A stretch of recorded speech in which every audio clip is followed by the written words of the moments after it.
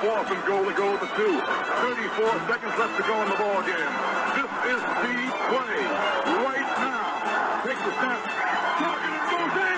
Targeted all alone. And the quarterback keeps. Wow, what a call. Nobody touched him. Well, hello. Thank you so much for taking time out of your day to check out this video. And welcome to the Gridiron. And before I get started, I just want to say thank you so much. I greatly appreciate you taking time out of your day to watch this video. Thank you. And maybe give me a thumbs up or maybe leave a comment or, greatly appreciate it. Thank you so much. Thank you. Yesterday, the 27th, was started the NFL the training camp. Guys are back in town now. Pretty much what Joe Judge said was that they were pretty much, they had some meetings they were doing and all, but a lot of guys were just trying to pass physicals. So today, apparently, it's going to they'll try to start getting on the field for the first time. But, whew, it's here, guys. It's here. Now, yesterday also, there's a bunch of little things going on. Kim Jones of the NFL Network, she basically, reports the Giants, and she said that there was a high optimism to the highest level. She was saying from the organization that Saquon Barkley will play in Week 1. She said that people inside of the Giants organization were very optimistic. Doesn't mean they're going to be right, but they're very, very. I mean, if you see videos of Saquon, doing, going through drills and stuff and everything, and I'm not going to say, oh yeah, he's good to go, but he looks pretty good in some of those videos. I'll tell you that much. And also got to figure. I mean, we're talking Week 1. Okay, today is the 28th, so we got 3 days. All right, 28, so we got 29, 30, 31 in August, so we got 34, and then they got 12 days to the game, so they got 46, so they got, 6.5 weeks.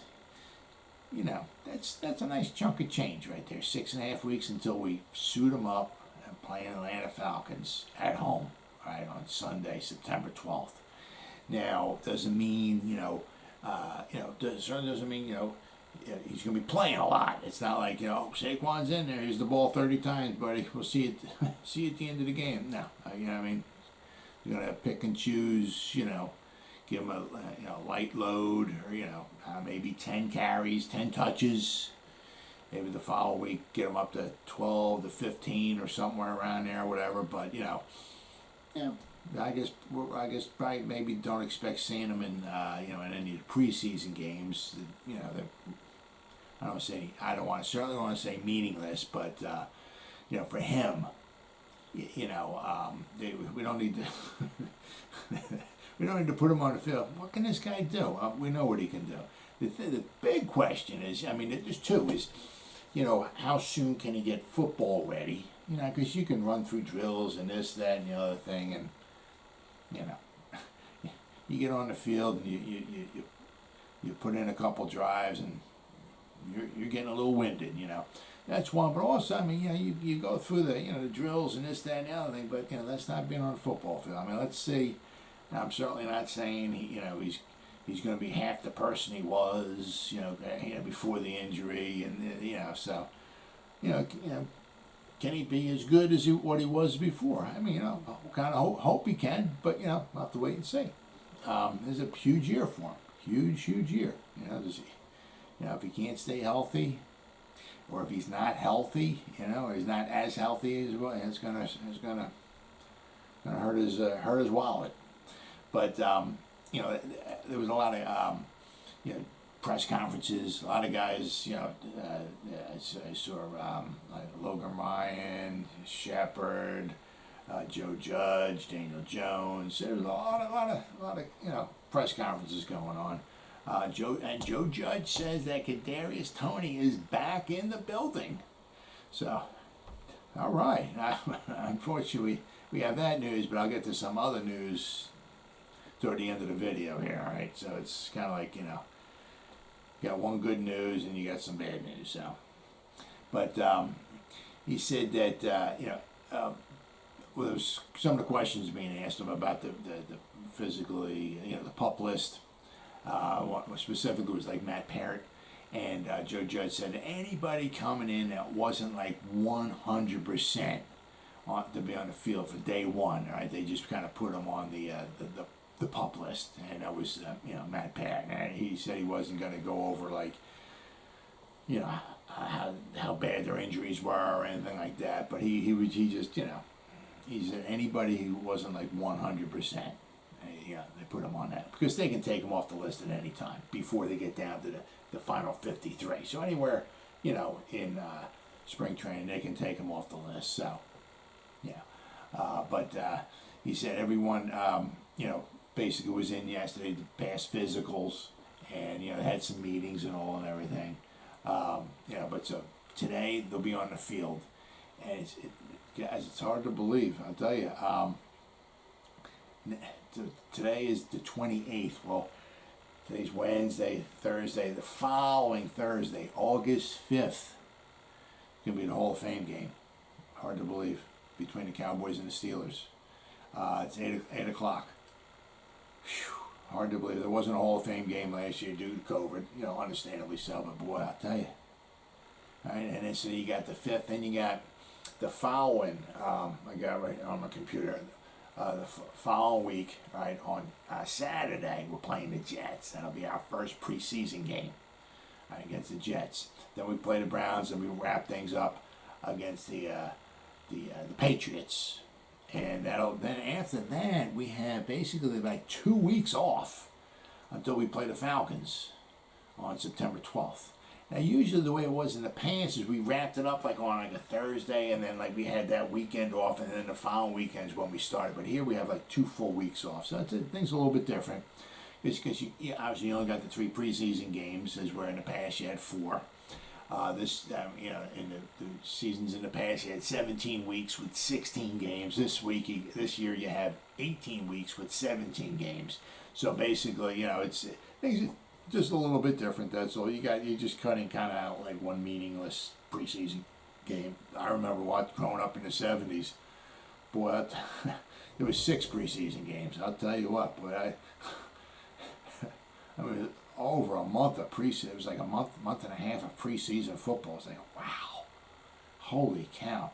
And then the thing was that when the season started, when I first started, the Giants season was just, now it's like 18 weeks because you got 17 games, you got a bye week, so it's 18 weeks, and then possibly the playoffs. I mean, when I was watching, it was just 14 weeks, and the Giants stunk. It was 14 weeks, 14 games, no bye weeks, so 14 weeks, the Giants were out. And so it was always relatively quick. The Giants were always out of it. By the time Christmas rolled around, the playoffs, or when I was a kid, the playoffs were upon us when Christmas, and Giants were never in it. So, but he said that the very, very helpful. The guys they kept asking. I don't know. The guys they seem to get stuck on some questions. They asked Shepard about the training. They asked Daniel Jones about the training. They asked. Joe Judge about the training. They see, kind of like the Giants seem like between last year and possibly what they're going to do this year. They're going to do, maybe a little more tackling. They're going to do some certain drills and all that where other teams aren't. Maybe other teams are going to be maybe lax a little bit. And they just kept asking the guys. What do you think about this extra training and all that, Joe Judge does and all. Well, Joe Judge, they asked him that, and he said that they showed statistics that the Giants were one of the healthier teams in the NFL last year. And actually, Joe Judge was also, he patted himself on the back maybe a little bit, whatever. He said the Giants were healthiest that they've been in quite some time, meaning, the Giants themselves. So hopefully whatever he does is working. He keeps talking about this, avoiding soft tissue injuries. But whatever he's doing, if it worked last year, if we're staying healthy, keep it up. I mean, guys, it's football. There's the fame, the glory, the money, and all that stuff and everything. But it's not supposed to be that easy. When I was in high school, we had 3-a-days. I wasn't good. Don't get me wrong, but it was just to weed out the guys that really didn't want to play football. We got there for the first 2 weeks before school started. So we started 2 or 3 weeks before school started, and the first practice was around 8 o'clock. You get there around 7 in the morning. You suit up and you go out about 8. So from 8 to 10, 10:30, we'd be out there. It's in August. It's hot. You practice for 2.5 hours. You come in. Maybe you eat your lunch or something or whatever. And you go back out there maybe around 11:30 or 12, and you practice till 2:30, and you come back in. I rode my bike there, so I would ride my bike from the high school 2-3 miles home. And I'd go home, I'd take a shower, and I'd just take a nap. I'd lay down for an hour or two. I'd wake up, and I'd leave, I believe it was around, I either left at 5, and I think I had to be there we were on the field at 6, I think it was. And we'd practice till probably about 8 o'clock, 8:30 at night when the sun started going down. So we did that for 2 weeks straight. I think we might have been off on Sundays. But, at least 6 days out of the week we were just practicing. And, a lot of it was, it was just blocking and, just exercises and running and this, that, and the other thing. I remember guys just passing out on the field, just throwing up and stuff and everything, just, from exhaustion and all and everything. We just did that for 2 weeks, just to weed out the guys that didn't want to play football. I made it. I wasn't very good, but, I made it. I made the team. But, it's football. It is what it is. It got us ready to play the regular season. Daniel Jones during his conference, boy, he sounds an awful lot like Eli. Given a lot of his answers are very Eli-esque kind of answers. I almost could close my eyes and just listen to some of his answers. I don't know if I'm listening to Daniel Jones or if I'm listening to Eli Manning. Speaking of if I had $1 for during Daniel Jones's news conference, every time he said or if I had $1, I could take the whole next week off from work. And he was asked one interesting question though, which was nice. Is he was talked about this. He was asked about what do you think about training? The one guy asked him that, but the one question was asked him about being in the same system for a second consecutive year, because he was at Duke. And then he came to the Giants and he had different, he was at Duke, he had a system. He was at the Giants and he had a system. Then the second year he had a different system. So he keeps being in different systems, every year. Well, this is finally in his second, his season under the same Joe Judge, Jason Garrett, a lot of the same guys. Got some different guys, but a lot of the same plays. They had some different plays in there, but for the most part, the plays are pretty much the same, So he also mentioned, said it's huge. You don't have to think as much, and that's one thing. When the game starts slowing down and you're not trying to think, you can just react. That's huge. And so hopefully that should help him out quite a bit too. It goes for the running backs, the tight ends, wide receivers, the offensive line, Daniel Jones. It should help out everybody. The problem is that if the offense don't do too good this year, Daniel Jones might be gone, Jason Garrett will probably be gone, and we're going to bring in a whole new system and everything like that, and you have to go through the whole thing all over again. Now, it's you get some good news and you get some bad news. Kadarius Toney was off the list. He was back in the building and all, and Joe Judge said we're going to be bringing him back slowly. He'll be kind of off. He also mentioned that every guy's injuries, everybody's different. There's no certain timetable. You come off the PUP list and within 2 days you got to be on the field. Everybody is different. So that's what it is with Kadarius Toney. They're not going to be rushing him back in there either. But he came off the list, but Blake Martinez and the safety Josh Klue went on the COVID-19 reserve list. So Then you got Reggie Ragland. They put him on the NFI, or the non-football injury list, because he's coming back from a hamstring injury. So, yeah, so the guys came in and they were, were trying to pass physicals and all, and one of the things they're doing is they're giving them COVID tests, and Reggie Ragland, he got an injured his hamstring. I don't know, maybe practicing on on his own, I guess, maybe. But so we'll have to wait and see how long the hamstring injury lingers, because hamstrings can linger, if they're bad enough. So you got some guys coming off the list, some guys going back on the list. That's just the way it's going to be. On the brighter side, all right, we pretty much do know now that Week 1 we won't be facing Aaron Rodgers and the Denver Broncos. All right, because it seems like Aaron Rodgers is going to be signing back up with the Packers. I'm not sure what the contract is and this, that, and the other thing, but you just keep seeing all these film clips and everything, especially on the NFL Network, of Aaron Rodgers walking across the parking lot, going into the building and all that everything. So apparently, somehow, I never thought it would have happened, just truthfully, but somehow they managed to please, I think they get Cobb back. They're trying to get him back from the Texans, I believe. I'm not sure if they got him or they're in the process of getting him or something, but that was something huge.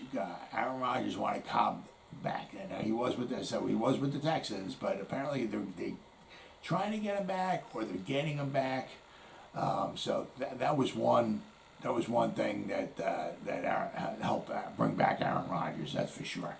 And Aaron Rodgers will also apparently possibly won't be facing Michael Thomas Week 4 when we play the Saints, because he had ankle surgery in June, all right, to repair some ligaments in his ankle, and apparently that's like possibly could be like a 4-month recovery time. So they were possible. I was seeing online is that he may not come back to I think they said this bye week is week 5 or week 6, and he might come back after the bye week. So the Giants are week 4. So Drew Brees retired. We may not, and Michael Thomas may not be there. So certainly doesn't mean we're going to beat the Saints, because they're always tough, but that's certainly going to help. Well, as always, guys, thank you so much for taking time out of your day to check out this video. You guys stay safe out there, and go Giants! Woo!